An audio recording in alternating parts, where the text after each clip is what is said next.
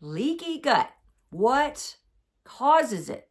So if you have been told you have leaky gut or gut permeability, you need to uncover why that's occurring. If you don't, you're going to always have chronic inflammatory conditions. So the first one on my list should not be a surprise to anyone. Inflammatory diets, right? Diets that are made up of a lot of processed foods that are containing seed oils, high fructose corn syrup, GMO ingredients, dyes, red dye, yellow dye, blue dye, preservatives, a lot of sugar. Most of these things are, convenience items located in the center of your grocery store. And all of your fast food places are going to be using processed foods. So if you're going through a drive-through all the time or frequently, guess what? You might have yourself a leaky gut from that.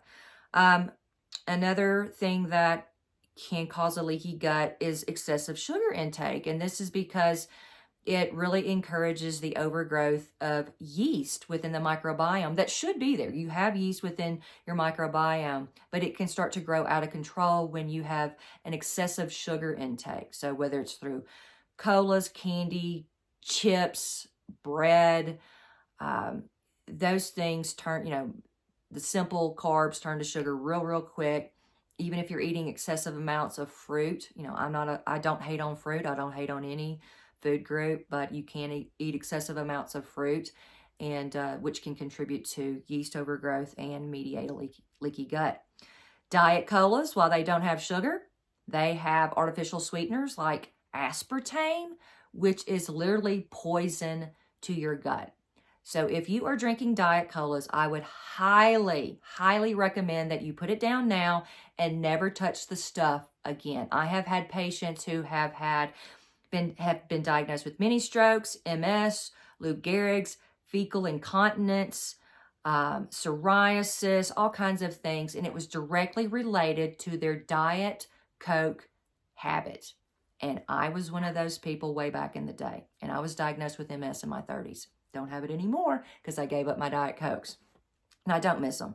Smoking, vaping, alcohol. Sorry about that one, but it's true. Stress, chronic worry, over-exercising, which is a stress on your body. Okay? Toxin exposures.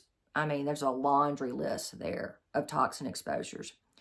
Poor sleep or poor sleep hygiene. You're just not making sleep a priority, or you're on the crack box that you're probably looking at right now, right before bed, disrupting your sleep, and dehydration. So that's kind of like the short list. And there's always some outliers, but this is what I see day in and day out that is causing leaky gut in the patients that I see.